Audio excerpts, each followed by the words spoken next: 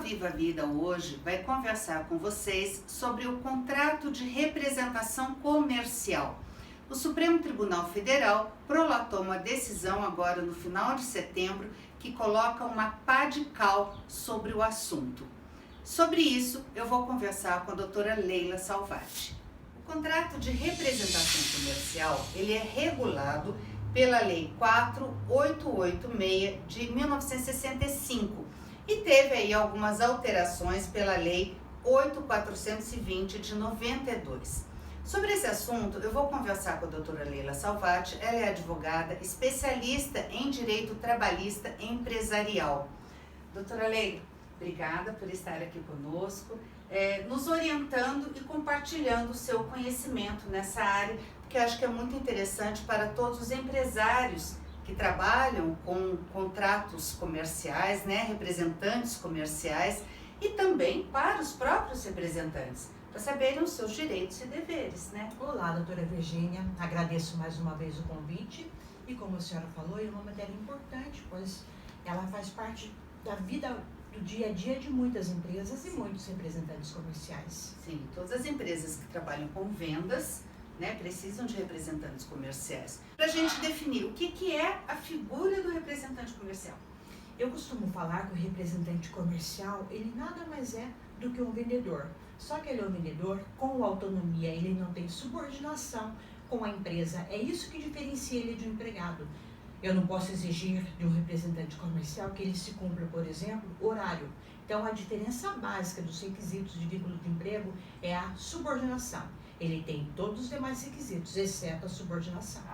O contrato escrito é obrigatório e o representante comercial tem que ser pessoa física? Vamos começar a pergunta de trás para frente, né? Certo. Não tem necessidade de ser pessoa física, pode também ser pessoa jurídica. Inclusive, há muitos representantes comerciais que constituem empresas, principalmente a MEI, especificamente para a representação comercial. Até porque ele pode prestar a representação comercial para várias empresas ao mesmo tempo. Então, muitas vezes a constituição de pessoa jurídica se faz necessário, não é obrigatório. Se não tiver um contrato escrito, nesse caso aí nós vamos acabar tendo vínculo de emprego. E detalhe, esse contrato tem que ser um contrato muito bem feito, sob pena de gerar um grande passivo para a empresa. Em caso de rescisão contratual, há indenização? Depende da situação. Se a rescisão contratual for sem justa causa, aí nós temos sim a indenização. Quando eu tenho um contrato por prazo determinado, a lei diz que o contrato por prazo determinado é do período de aproximadamente 1 ano. Então eu tenho um contrato de prazo de 1 ano, eu demito. Aliás, demitir não é a palavra certa. A palavra certa faz-se a rescisão contratual. Faz-se a rescisão contratual nos 6 meses. Aí paga o dobro do valor das comissões. Eu vou exemplificar.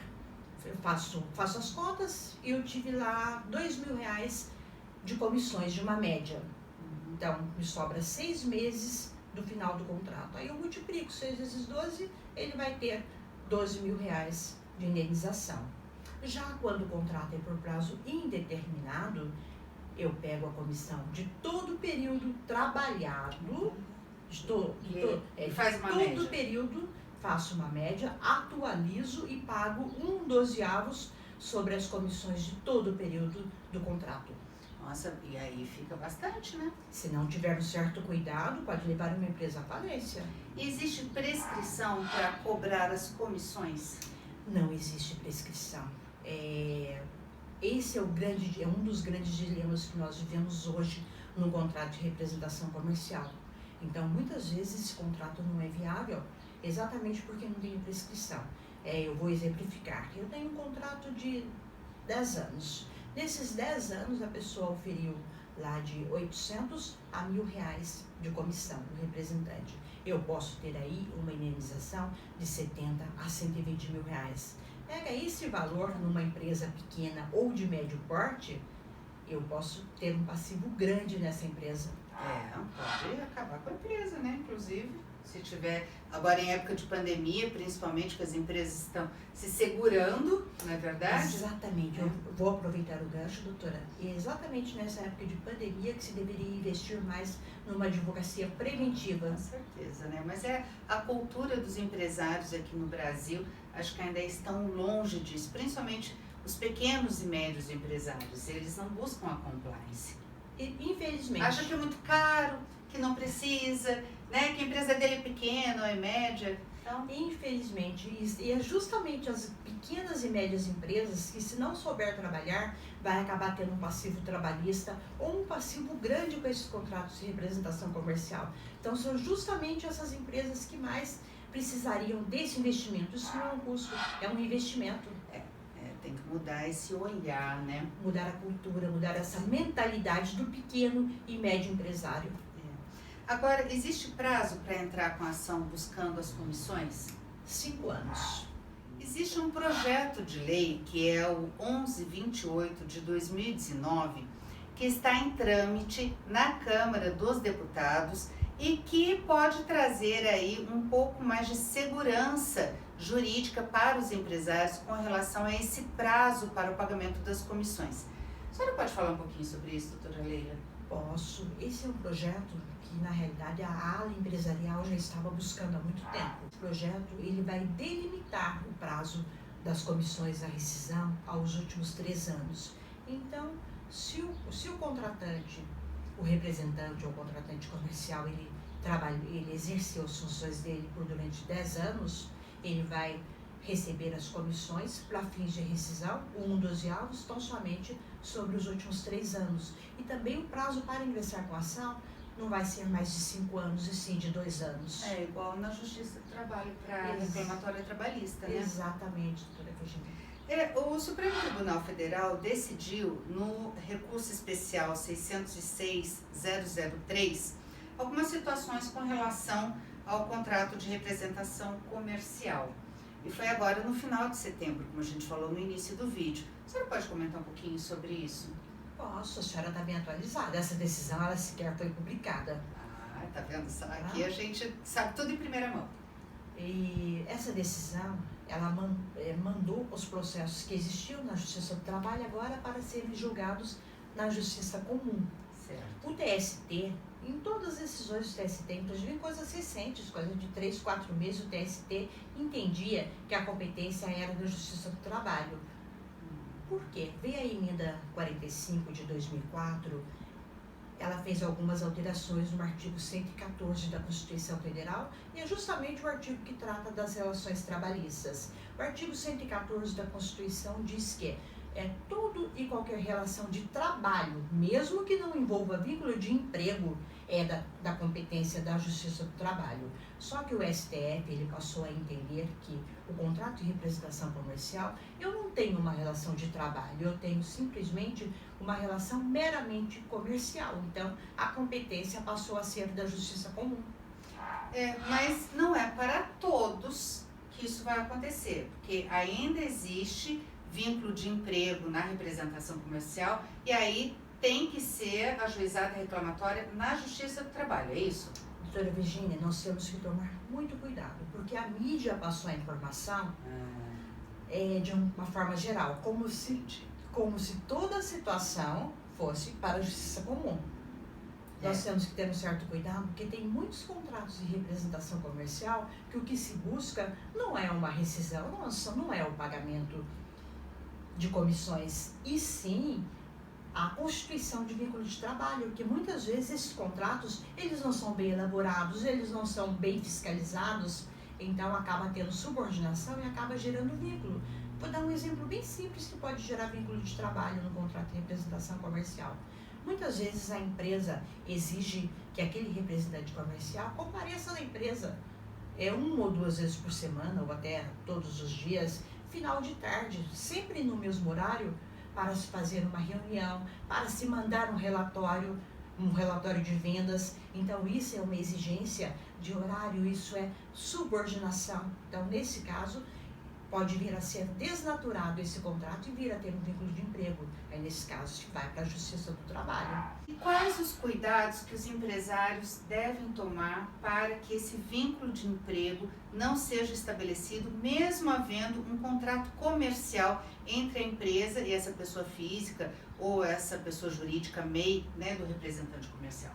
Boa pergunta, doutora Virginia, porque a área empresarial sofre muito com isso. Toda hora nós pegamos contratos de representação comercial onde se busca vínculo de emprego. E os cuidados, eles são essenciais, tanto na hora da elaboração de um contrato, quanto na fiscalização, quanto na rescisão. Muitas vezes a empresa contrata um advogado para fazer esse contrato. Ok, temos um contrato muito bem feito, muito bem elaborado, mas nós não temos a fiscalização desse contrato. Entendi. E aí nós temos a fiscalização e às vezes por um descuido acaba tendo subordinação e acaba gerando vínculo de emprego e gerando um passivo trabalhista grande ou um passivo contratual grande. E nesse caso, um sistema de compliance, por exemplo, ou advocacia preventiva, é ideal exatamente para se prevenir esse passivo. Entendi, mas o compliance, ele abrange essa fiscalização constante? Isso não é caso de consultoria, então, preventiva?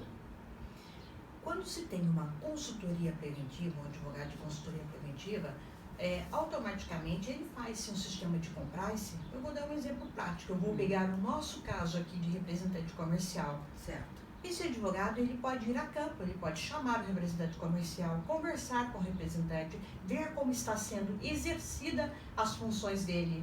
Isso é o compliance, é nada mais, nada menos que uma advocacia preventiva.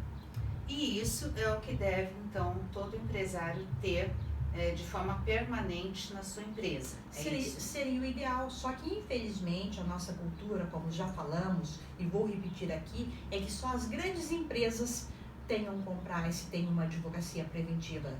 Eu acho que talvez o termo compliance assuste, então vamos substituir. Parece que fica caro, vamos substituir por advocacia preventiva, que dá quase no mesmo.